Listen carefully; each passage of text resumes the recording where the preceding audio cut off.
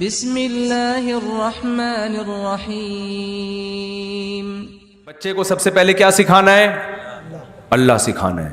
شیطان سب سے پہلے انسان کو گمراہ کرنے کے لیے یا تو خدا کا انکار کرواتا ہے اور جو خدا کو ماننے والے ان کو شرک پہ لے کے آتا ہے. اللہ کے علاوہ سے دعا مانگنا بھی کیا ہے؟ شرک ہے. آج کے مشرک نے کیا کیا؟ یہاں بھی ڈنڈی مار دی. انہوں نے کہا نہیں بھائی ہم کسی اور کی نہ عبادت کرتے ہیں اور نہ ہم دعا مانگتے ہیں. ہم نبی سے جب ہم کہتے ہیں یا رسول اللہ مدد، یا علی مدد، تو ہم دعا تھوڑی مانگ رہے ہیں، ہم تو ہیلپ مانگ رہے ہیں. کیا کر رہے ہیں ہم؟ ہیلپ. ہم جب پولیس سے کہتے ہیں پلیز ہیلپ می تو کیا مشرک ہو جاتے ہیں؟ خوب سمجھ لو، معبود کا ایک مطلب ہے اللہ کی نظر میں.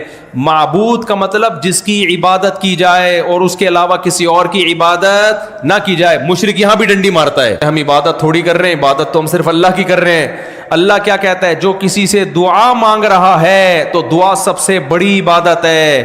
اگر کوئی اللہ کے علاوہ کسی اور سے دعا مانگ رہا ہے تو وہ کسی اور کی عبادت کر رہا ہے، لہذا اس نے ایک سے زیادہ الہ بنا لی ہے. مشرک پھر ڈنڈی مارتا ہے، وہ کہتا ہے ہم دعا تھوڑی مانگ رہے ہیں، ہم تو نبی سے یا دوسروں سے ہیلپ مانگ رہے ہیں. تو جیسے تم پولیس سے ہیلپ مانگتے ہو تو مشرک نہیں بنتے، تو نبی سے ہیلپ مانگنے سے انسان کہاں سے مشرک ہو جاتا ہے؟ نہیں یاری میرے خیال ہے کھوپڑی شریف میں بات. ارے بھائی آپ لوگ کی بات سمجھ میں آ رہی ہے؟ یہ تعویل در کیا ہوتی چلی جاتی ہے شرک میں؟ تعویل. دوبارہ سے شروع کرتا ہوں تاکہ سبق یاد ہو جائے. بچے کو سب سے پہلے کیا سکھانا ہے؟ اللہ کا وجود، اس کے بعد اللہ کی توحید، اس کے بعد توحید کی ڈیفینیشن کہ بیٹا توحید کا مطلب یہ نہیں ہوتا کہ صرف ایک اللہ کو مانا جائے زبان سے. ایٹیٹیوڈ سے پتہ چلنا چاہیے کہ آپ پریکٹیکلی بھی کس کو مانتے ہو؟ ایک اللہ کو. بچہ انسان کا بچہ ہوگا تو اب پوچھے گا ابو پریکٹیکلی ایک اللہ کو ماننا کسے کہتے ہیں؟ تو آپ پھر ان کو اتفاقی مثالیں بھی دو، احترازی مثالیں بھی. احترازی کسے کہتے ہیں یہ میں پہلے آپ کو سمجھاتا ہوں، یہ بہت امپورٹنٹ بات ہے.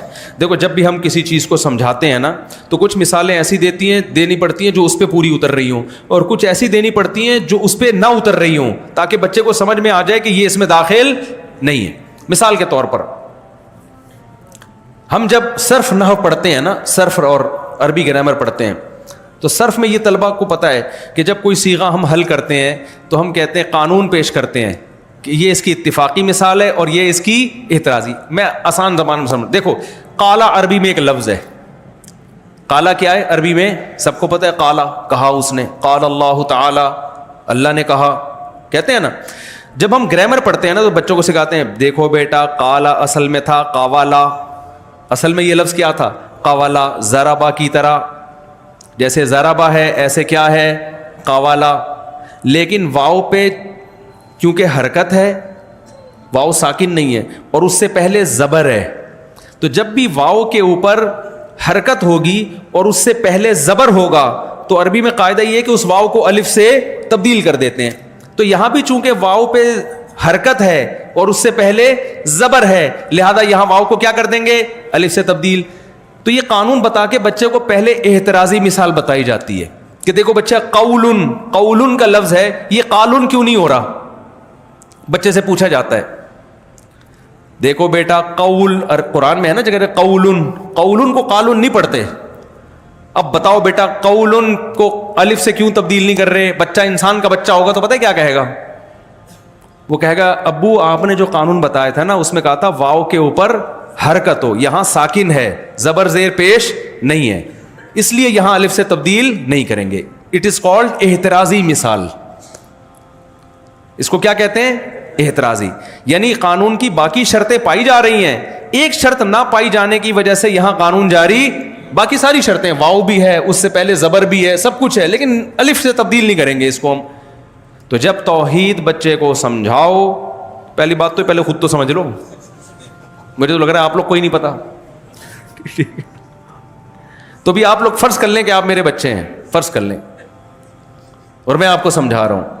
بہت معذرت کے ساتھ یہاں بہت سے لوگ سمجھے ہوئے بھی ہیں، میرا مقصد میرا تو اسٹائل ایسا ہو گیا، کیا کروں میں. تو توحید کو نا احترازی مثالوں سے ایکسپلین کرنے کی ضرورت ہے، ورنہ یہ امت شرک سے نہیں بچے گی. شیطان سب سے پہلے انسان کو گمراہ کرنے کے لیے یا تو خدا کا انکار کرواتا ہے اور جو خدا کو ماننے والے ان کو شرک پہ لے کے آتا ہے.